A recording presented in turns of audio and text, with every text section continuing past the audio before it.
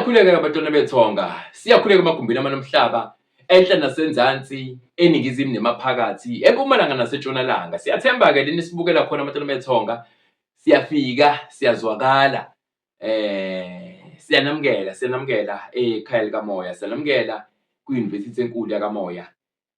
Umkhulu Gwabini lo, ikhehla lamakhehla, ikhehla elinye, ikhehla laseNatali, elincane ngeminyaka, elidala ngemisebenzi. Ngiyanamukela-ke abantwana bethonga, ngiyanamukela bantwana bakamoya. Namhlanje ngifuna senze nje sikhulume nge-topic nje kodwa sithi ukurelaxa. I know the previous episodes besifase kakhulu amafosi, sibhincele kancane ngokwama-topic kade siwakhuluma.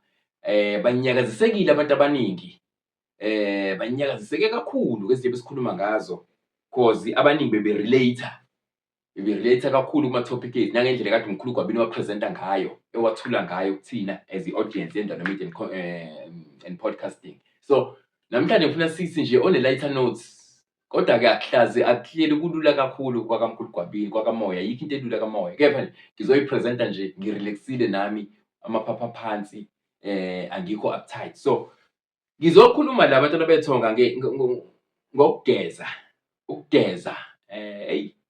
Le topic it's a very thorny topic esikhathini sanamhlanje, futhi ihlukumeza kakhulu labantu abathi mabehamba beyohlola akuthiwe sicela uyogeza, kuvele ibhavu, kuthiwe hamba uye ebhavini enza ibhavu, okanye sondela sikwenze ibhavu.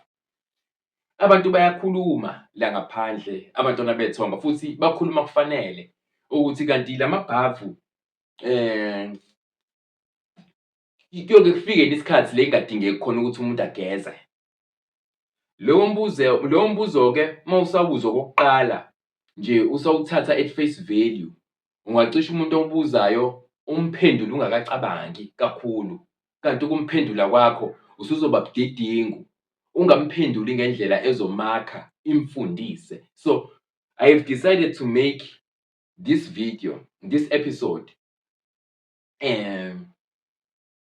to answer those whatever questions you may have surrounding lesi sidingo sokugeza, lesi sidingo sebhavu. So mangabe unemibuzo mhlawumbe okade unayo engqondweni, this video is for you. This video is meant for you because by the end of this video kufanele ube usunazi impendulo eziphelele ezakhayo mayelana nalento yokugezwa kwemimoya, yokuhlanjululwa, yokugeza njalo phatha umuntu kuthiwa kufanele ageze, phatha umuntu kufanele ageze. Yini, kusukaphi?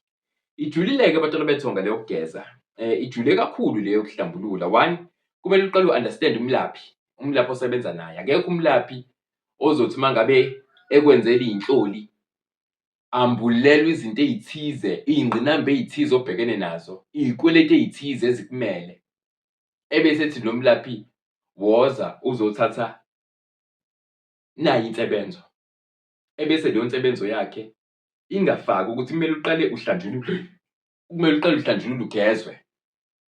ugezwe ngosiko lakaleyo melaphi, ngoba isigezo nje sisodwa siyisiphiwo sakuleyo melaphi. Iy'gezo nay'gezo zihlukile ngokukholelwa kwami, zihlukile, zibusiswe ngendlela engafani, zididiyelwe ngendlela engafani. Izigezo nje makuthiwa nje umuntu uyogeza, uyohlambulula, uyogeza, kuhlukile abantwana bethonga, kuhluke kakhulu.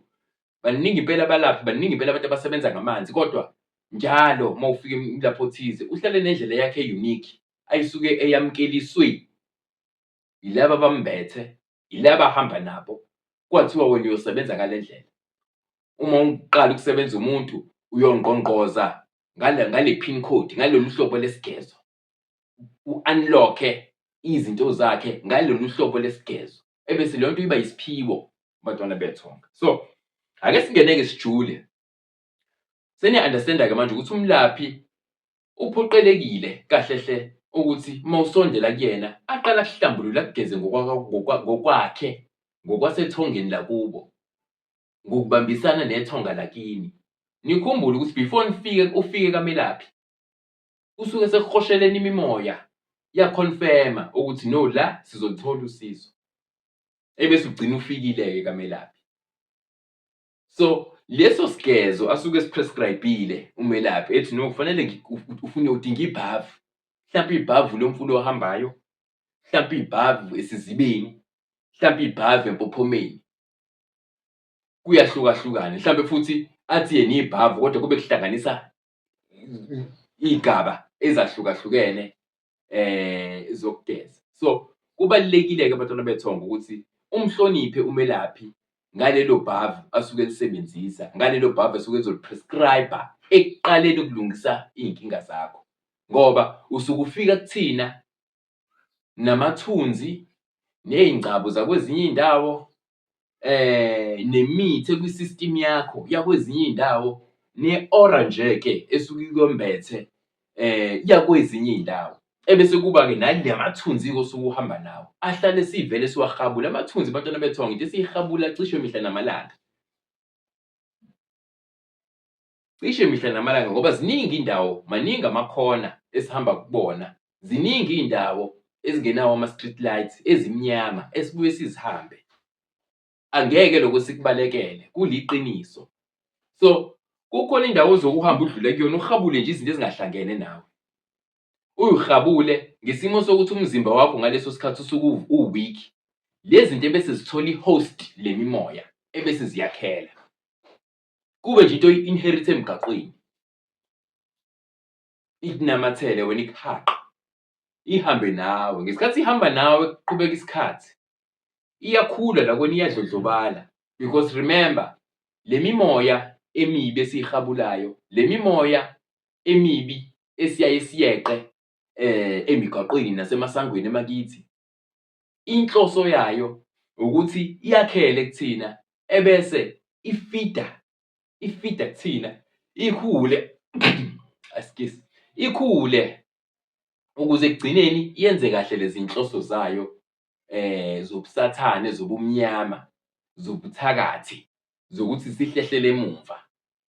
So into yesigezo, mina njengomkhulu Gwabini ikhehla lamakhehla, ikhehla elinye, isigezo ungasenza ngisho inyanga nenyanga, uhlale ube umuntu nje ogezayo. Inyanga nje ingapheli ugeze nje, inyanga nje ingapheli ugeze nje.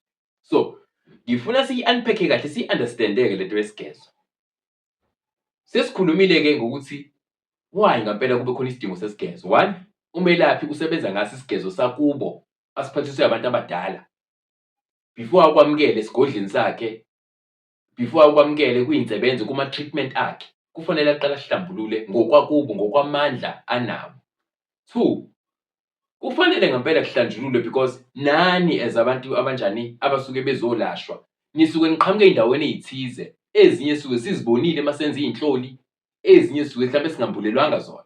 Kodwa okomelaphi to assume ukuthi njengoba usufinyelele kumina, awuvusananga nje angiyena owokuqala ofinyelela kuyena. Kukhona abantu osuke uphuma kubona. So kufanele ngiqale ngiku-subject-e to ilokhunjana, ibhavu lakhona kamkhulu Gwabini, lakakhehla lamakhehla. Ebese-ke siyakwazi ukuthi siqale-ke siqhubeke sisebenze ngendlela ekufanele sisebenze ngayo. So bantwana bethonke, ibalulekile-ke lento yesigezo nebhavu because ilona elikwazi ukuthi wamukeleke kuzona zonke iy'nsebenzo umkhulu azokunikeza zona ngokuhamba kwesikhathi. So kubalulekile-ke abantwana bethongo ukuthi ihlonishwe kakhulu lento yamabhavu. So ngizama ukudlulela kwesinye isigaba, ngisakhuluma ngamabhavu la owayela emntwini owelaphayo, ograduate-ile ngokwey'gaba ezithize zokusebenza nokwelapha. Waseseba ne-authority phezu kwamanzi ngokwey'gaba zawo, ukuthi akwazi ukukhomanda amanzi nabo bonke ubukhosi basemanzini ukuthi benze into ethize esuke efuna ukuthi yenzeke emntwini osuke efikile, osuke yisiguli ngaleso sikhathi. Angakakhulumi, sengizokhuluma manje ngalezi y'gezo umuntu azenza nje yena athi umuntu ukhuthele, uziyela nje empophomeni. Bahlukene-ke abantu abantwana bethongo abaziyela empophomeni nje bayogeza. Ngoba loyo usuke ey'ncengela izinto ezithize, mhlampe avuke kunento esho kuyena ngaphakathi ukuthi athi ngiya empophomeni. Isikhathi esiningi lezo yigezo ey'njalo, igezo nje ezisusa izinto, uyabona izinto ezi-basic nje, ezi-basic.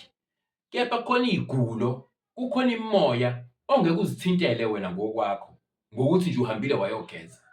Ongeke uyenzeke nje lutho nje. Ngisho ungahamba uhlanganisa amaqanda, uhlanganisa iy'pirisi nani nani, you have no authority, awukhwalifayi, awunabo ubudlelwano obujulile besigaba sokuthi ukhomande wonke ama-forces abusemanzini, ebese uthi awenze awabe isolution kwinkinga ethize esemzimbeni, kwinkinga ethize yakamoya, emntwini othize.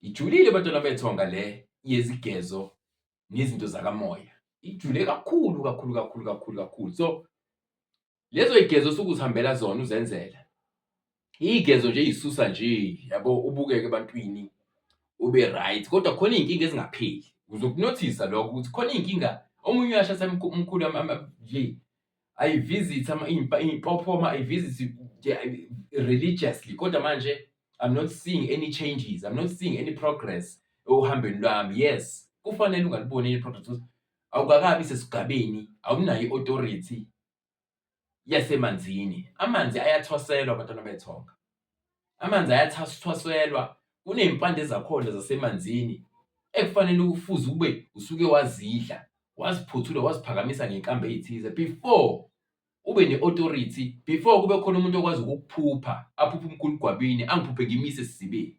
It's because I have authority over iziziba, I have authority over i-marine kingdom. Nginobudlelwane esigabeni esithize nawo wonke ama-marine entities, nawo wonke i-marine kingdom isiyonke as a whole.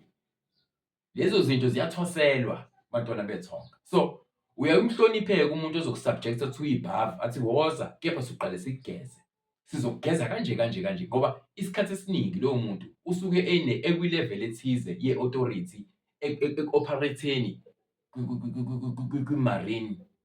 kwi-marine kingdom. Why na mkhulu esho njalo? Sisakuyona njalo kule topic yesigezo nokubaluleka nobucayi besigezo. Why mkhulu esho njalo na? Omunye uzothi hayi mkhulu, mina ngiyakwazi ukuziyela, kunazo impopho, kukhona impophoma ngasekhaya, kukhona ukuthi nokuthi ngasekhaya khona iziziba, ngiyakwazi ukuziyela. Nje besho umkhulu ethi kodwa khona iy'nkinga ezibaluleke kakhulu ongeke uze ukwazi ukuzilaphela zona ngokuya kwakho emanzini. Uyingane vele yasemanzini, uvele uhlala uphupha amanzi. Kudingeka umuntu one-authority over ama-marine spirits, ama-marine kingdom, umuntu okwazi ukuhlunga nisangene emanzini, ukuthi njengoba sekufike umkhulu ugwabini, kuney'nduku-ke ezahlukahlukene umkhulu akayiphathe.